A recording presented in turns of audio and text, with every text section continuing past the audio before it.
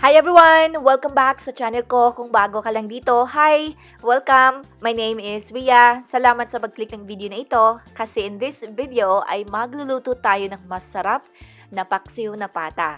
Ito yung isa sa mga pagkaing Pinoy na sauce pa lang, ulam na.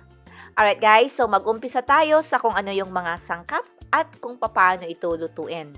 First off, kailangan natin ng vegetable oil, pata ng baboy, garlic, bay leaves, fish sauce, calamansi juice, ground black pepper, smoked paprika, brown sugar, vinegar, soy sauce, tubig, at banana blossoms. Sa lista ng mga sangkap, kindly check ang description box below.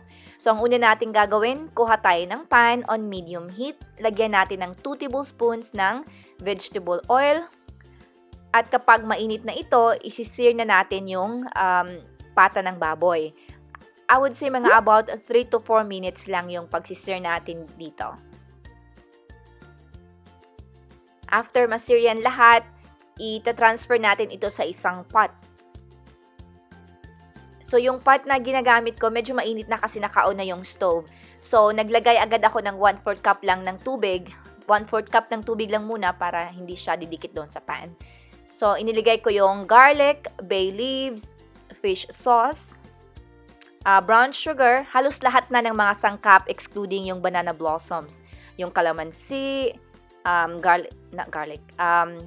ground black pepper, smoked paprika, yung soy sauce. Don't worry kung gumamit tayo dito ng patis at soy sauce kasi hindi naman ibig sabihin na aalat yan. Kailangan lang natin itong i-balance. Pero yun na nga, sa guideline naman ng ingredients, nasa description box yan.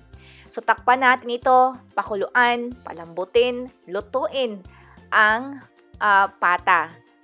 Sa akin, mga an hour lang muna, and then tinitikman ko ito. Okay?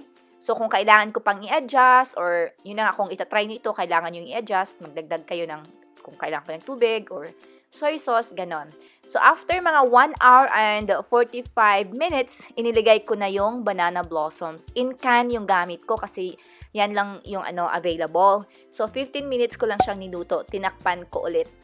And then, chinecheck ko dito kung malambot na ba yung pata kasi mas gusto ko talaga na slow cook kapag nagluluto ako ng paksiw na pata. Kaya malambot at malinamnam sa sarap, especially yung sauce, masarap. Alright guys, sana i-try nyo ang recipe na ito. Thank you so much for watching. Take care!